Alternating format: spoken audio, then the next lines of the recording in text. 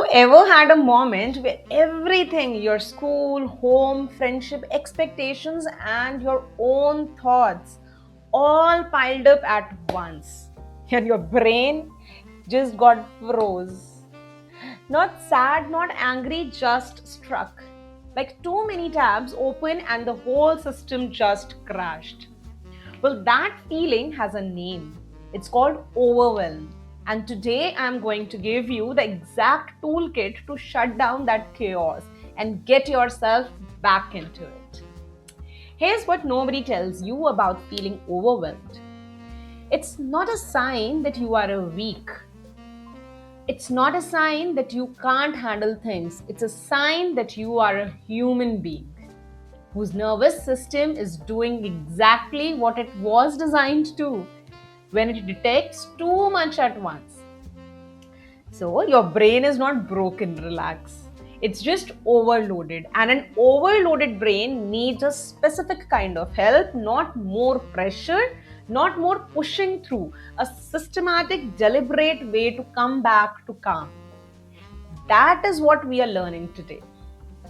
So meet Ananya, 15-year-old, maths exam tomorrow, group projects deadline tonight, fight with her best friend this morning, mum asking about college choices at dinner, and somewhere underneath all of it, the quite persistent feeling that she is failing at everything without actually failing at anything specific.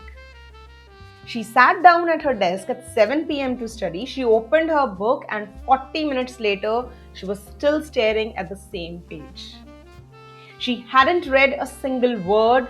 She was just been sitting in the noise inside her head, going over everything at once, finishing nothing, getting more panicked by the minute, and at 9 p.m., she closed the book, lay on her bed, and stared at the ceiling. Not resting, not thinking, just frozen. Well, Ananya wasn't lazy. She wasn't weak. She was overwhelmed. And she had no idea about what to do about it. So, here's what exactly happens inside your brain when you are overwhelmed. Well, your prefrontal cortex, the thinking, planning, rational part, goes partially offline. And your amygdala, the alarm system, takes over. It starts scanning for every threat at once. The exam, the friendship, the future, the project, oh my goodness. Everything feels equally urgent. Everything feels equally impossible. And when everything is urgent, nothing gets done. And the cruel irony of overwhelm is this: the more you try to think your way out of it, the deeper in you go. You cannot think your way out of the overwhelm. You have to feel your way through it first. So here's the shift that changes everything. Overwhelm is not about how much you have to do. It's about how many things you are trying to hold in your head at the same time. Your brain is not a hard drive. It was never designed to hold everything at once. The moment you take things out of your head and put them somewhere external, a page, a list, a voice note, your brain exhales. The chaos doesn't disappear, but it becomes something you can see, sort, and move through. So instead of something that is swallowing you, which is bothering you so much, right? So here's your tool for today, and I call it the calm method, because that is exactly what it builds. Not the absence of difficulty, but the presence of steadiness inside. See, clear your head completely. What to do? Grab a piece of paper or your phone notes, write down every single thing that is in your head right now. Every task, every worry, every I should, every what if. Don't organize it yet. Don't judge it. Just get it out of your head and onto that page.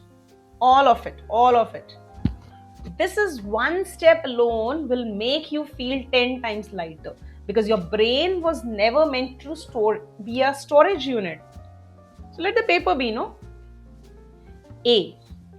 Ask, what is the one thing Look at your list. Ask one question. What is the one thing that if I did it today would make everything else feel lighter? Not the biggest thing, not the hardest thing, the one thing. Circle it. Everything else, it will be still be there and it can wait. But one thing is where you start. Single focus is that antidote to overwhelm. L. Lower your body first. Before you do anything, your body needs to come out of the alarm mode. So, what to do? Try this. Breathe in slowly for 4 counts, hold for 4, out for 6. Do it 3 times. This is not a trick, this is neuroscience, okay? So, it physically activates your parasympathetic nervous system, the calm down switch of your body that has had all along, but nobody showed you how to flip. Then comes M. Move in micro steps. Don't ask, how do I finish everything? Ask, what are the next 10 minutes for? Just 10 minutes. One small task, one clear action, then another 10 minutes. Overwhelm lives in the gap between where you are and where you think you need to be. So, micro steps close that gap. One manageable moment at a time, right? Now, imagine if Ananya had known the calm method. At 7 p.m., she picks up a pen and clears her head. Every worry, every task, every racing thought onto that page. She looks at the list. She asks, what is the one thing? The maths exam tomorrow. That's the one thing. She does the breathing, 3 rounds, slow. She feels her shoulder drop. She opens her books and asks, what are the next 10 minutes for? Just chapter 3, just the first section. She reads, she understands, she moves to the next 10 minutes. At 9 p.m., she closes the book. Not frozen, not panicked, but prepared. She texts her friends, can we talk tomorrow? I miss you. And sleeps. Same life, same pressure, same amount to do, but a completely different experience of it. Because she had a method now. So overwhelm is not an enemy. It's a signal. Signal for what? That is your mind and body saying to you, we need a system, not more strength, a system. The strongest, the most productive people who you will ever meet are not the ones who feel less than you do. They are the ones who have learned to work with their mind instead of fighting it. So you now have that system. Use it, right? So here's your challenge this week. What's the challenge? The next time you feel that freeze, that something at once, brain full, can't start feeling, try step 1 of the calm method. Just grab a paper and empty your head, everything, every last thing.